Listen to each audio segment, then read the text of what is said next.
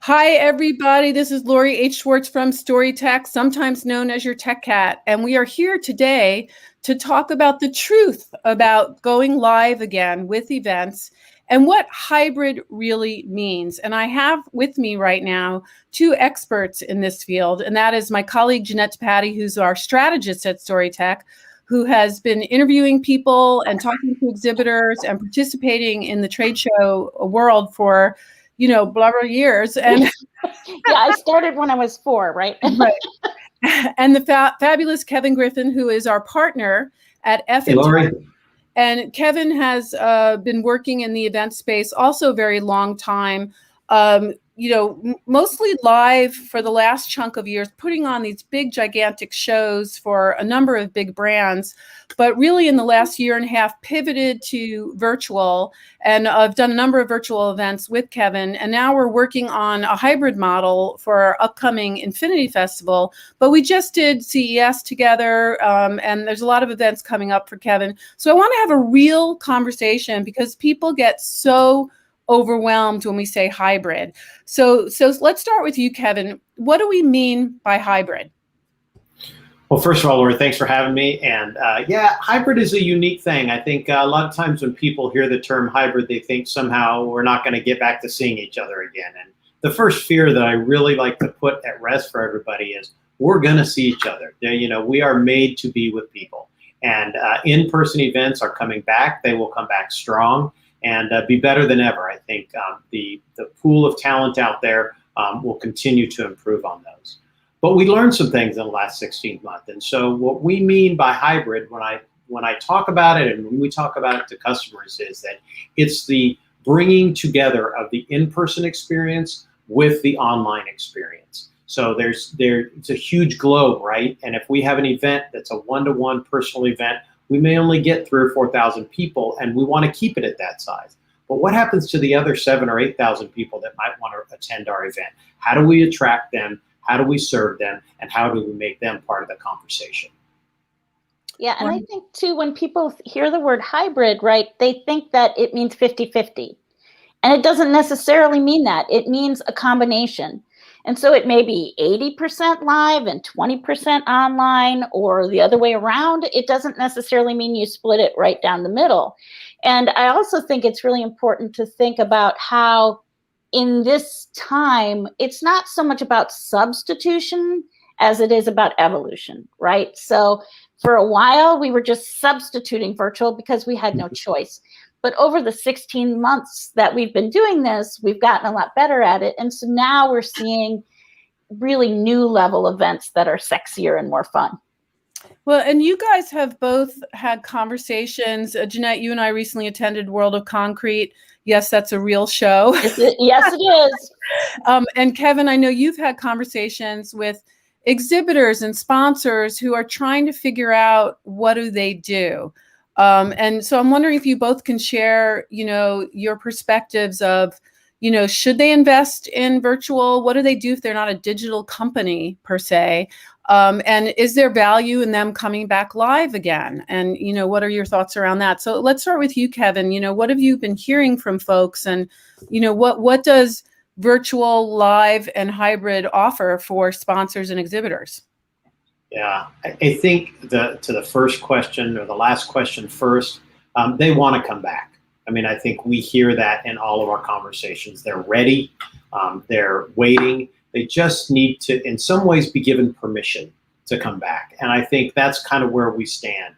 We see more and more movement towards the fall of this year of people saying, okay, yes, we're ready to go. We have some hybrid events on the calendar to go for. And I think what it means for them is it's all about numbers, right? For them, how many names can I get? How many contacts can I make? How can I expand my reach? So to them, hybrid or in-person is not the question. The question is, how do I reach the people that I want to reach? If I can reach some of them in an in-person environment, great. But there's still going to be those that I can't reach in that in-person environment. So they want to be known. What is a platform? What is a methodology that I can use to reach those people while at the same time servicing those in-person attendees to a live event? And I think that's the questions they're asking. It's all around how do I achieve my end goal, which is numbers, contacts, and sales. That's relationships, or that's what they're based on and they're looking for. And a platform, you guys have a platform to really help manage a lot of this. That's not crazy and hard to understand. But if a sponsor wanted to have both a live presence and a virtual presence and tie them together, there's opportunities for that. They don't have to build anything from scratch. You have solutions for that let them hit both ends for their CRM. Right. And I think it goes beyond the sponsor, Lori. I think it goes to the entire event. How do we produce a hybrid event that doesn't require the sponsor or the show producer to invest another, 50, 70, 80% of their budget to get online when they're already going back to the in-person event that's going to cost them significant dollars? So, a successful platform, and we believe FN Virtual is a platform like that actually allows you to do the exact same things you're going to do in person, but easily marry that with the online event to produce a hybrid event that isn't double the cost. It isn't 1.2 or 1.5 times the cost, but is a small marginal additional fee to get you online and expand that reach. So it's not times two. It's not, I think Jeanette said this, it's not 1 and 1. It's 1 plus a small percentage more to get you online and increase that reach. And thoughts, Jeanette, about that? Yeah, and I think you really have to look at your business model too, right? Because when you do a live event, you have a couple of days, you do the event, and you're done. And I think some of the companies are looking at, hey, if you buy a live ticket, then you can access things in VOD afterwards for free. If you aren't paying for a live ticket, you can pay for VOD and that can live on afterwards. There's a lot of different ways to approach this. And that conversation, maybe that you started at the show, can continue for weeks or months afterwards. And so that's part of the math that you have to do is, how am I going to reach my people? Where are they coming from? What is the level of immediacy? Is this evergreen content that's going to be really relevant for a couple of months? Or is this really super hot content that needs to be consumed right now? There's so many different ways to approach it. But I think whether you're talking about in-person, virtual, or hybrid, it starts with your business model and what you want to achieve for your customers. And how you get there is, there's as many different ways to get there as there are events. That's right. And then to add to that, Jeanette, I think the thing is there's a lot of show organizers who are like, am I going to cannibalize my own show, right? Am I going to put everything online and they're going to be like, well, nobody wants to come to my show. I think that is a fear that comes from 2 or 3 or 4 or 5 years ago of experience, not from the last 16 months of experience. And I think what we will see is that we're not going to cannibalize the shows. What we're going to do is expand the shows. They're two very different things. And, and I think there's still going to be an element of this that is the show itself is going to be driven by people's desire to shake a hand, to bump a fist, to look each other in the eye. So we are going to have attendees that are going to come, period. And then you can, in addition to that, you can also offer a different experience to the in-person attendee than you offer to the online attendee. And like you said, Jeanette, there's a million different ways to go at that, right? But the beauty of it is whatever the methodology, there's a way to get there. And I think what you guys are both saying is if we had an event come to us and say, we are clueless and this is our budget, that we can sit down with them and help carve their path, and that they don't have to do everything this year or even next. You take on what you can, and just from your experiences, what are you finding that is the biggest pain point right now for these associations and event producers to jump in here? Uncertainty. Go ahead, Jeanette. Uncertainty. I think that's it. I think we know how things are going in this place at this time. But I think it's important too to understand that a lot of these events are global, and what's happening and what's open in the US may not be in China, may not be in Japan, may not be in England, or India. You don't know exactly how things are going to play out on the date. So everybody is still juggling a little bit, and I think that's the biggest challenge. I think that's another advantage that hybrid gives you, is that you have more ability to pivot if you need to. If you commit to a completely live show and then you have to pivot to a completely online show or some flavor in between, that's really hard. But if you start with the mindset that there's going to be some elements in each place, you're sort of prepped on the runway to be able to move a little more quickly.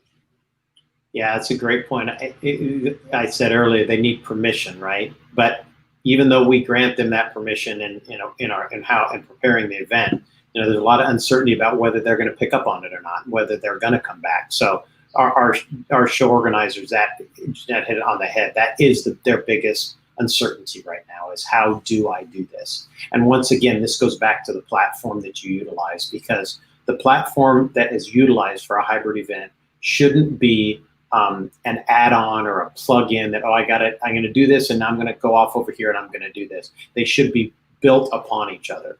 Mm-hmm. So a platform like FN Virtual, it is built upon each other. So, when we have a ticketing system, that ticketing system is built to take a ticket for a online user, take a ticket for an in-person user.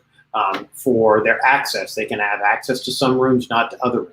So if an event were to start to spin up and then have to go online only, the shift is immediate, easy, and it's not double work. But we talk about the attendees, but one other point to make is that a hybrid event is not just about the attendees. It's also about your speakers and about people that you want to engage in the conversation. So they also are facing their challenge of, can they get to the event to speak? Can they participate? Will their company let them? All of those questions are still out there being asked. So how do we bring them into the conversation if they're in a country or a state or whatever that they can't get out? So how do we bring them into the conversation? So it's attendee experience, and it's also the experts and the speakers that you want to bring in a different manner than we have in the past. So it's really the entire ecosystem can benefit from just sitting down and being strategic about this and having the conversation that, hey, we're going to do live. We're also going to do a little virtual. This is how they're going to work together. This is what we're going to offer speakers and sponsors and exhibitors. And this is what we're going to do this year. Then we'll look at the data, see how it did, and we'll keep this. We'll get rid of that. But we're going to be very strategic and measured about this. So none of us are saying jump in, spend a ton of dough, but we are saying get your feet wet, right? Mm-hmm.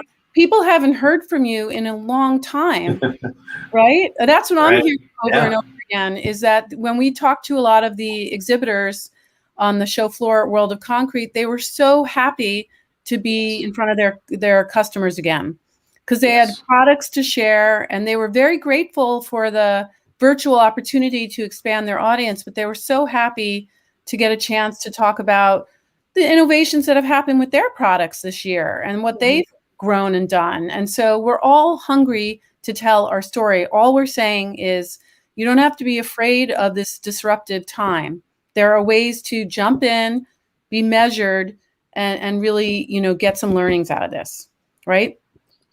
I think that's really true. And I think a lot of it is about planning your digital in from the beginning, right? If it's slapped on, your customer will know that and your customer will feel that.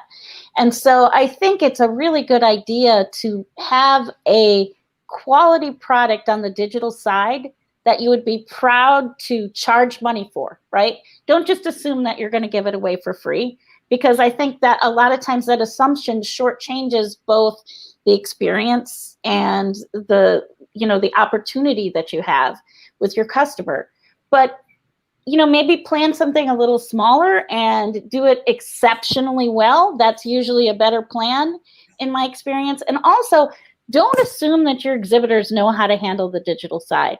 You may have to do a little training, a little hand-holding, build that in, because that little bit of extra time and expense that you put towards making your exhibitors more successful is definitely going to add to your bottom line. And Kevin, I see you smiling because I know you've had this conversation a few times, but maybe you can share with us a little bit of that conversation. Yeah, I mean, the hand-holding is just part of the deal. I think we sometimes show organizers want to just turn it over and think everybody's going to just make their way through it on their own. I think we've learned that that's not the best way to handle it. I think so. We try and find ways to make it easier for them, but also make it special for them. I mean, some of these people are doing multiples of these shows, months, quarters, frequently throughout the year. So the idea is to create an environment that they can easily get to, submit their content, submit their orders, all of those things, but without the fear that, oh man, now I've got to go do it to the virtual side as well. I can't do it. I just did it for the in-person side. Why do I need to go do it? So it's making those things seamless. So when I submit my content for my booth, the graphics for my booth prints, or whatever I'm doing in my booth, that same content is going to the virtual side to spin up a hybrid model. So now as a sponsor, I've got all my information that I submitted for in-person, and I've got all my information for hybrid and virtual all at the same time. I'm done. I can move on to the next thing on my list. And I think that experience is what will drive more and more of our sponsors and our exhibitors to be online and to enjoy the online presence. Oh, I love that. Any last final words on this? What is up with live and hybrid? Any words of final wisdom from either of you to associations, trade shows, sponsors, and speakers on how we can help them move forward? I think a lot of companies they have a little PTSD over this past year. Yes. The move was thrust upon them, and it was instantaneous, and it was terrifying. But it doesn't mean that it's going to be that way going forward. So just take a breath, recognize this is a new year, this is a new opportunity, and we don't have to panic. I love that. Great point. I think we don't have to run at the same pace we were running when we were shut down by everybody else. So don't be afraid to step out. Don't be afraid to go to that first event. Don't be afraid to engage either in an online event or attend an event. And I would say this, the world that you knew is not going to be the same, but the experience that you had is going to have all of those key elements, which is that you went to event fours before this happened, are still there when you come back to events. So Get back out there, shake a hand, look somebody in the eye. And as we all do that, the whole event experience will come back again, only with this new, very unique, very fun part called hybrid. Wonderful. Thank you guys so much. This is Lori H. Schwartz with Jeanette DePatie from Storytech and the fabulous Kevin Griffin from FNTech. And we're here to be your partners in getting back to live events and adding in that exciting virtual component to create a really engaging hybrid experience. Thanks to everybody. See you on the show floor.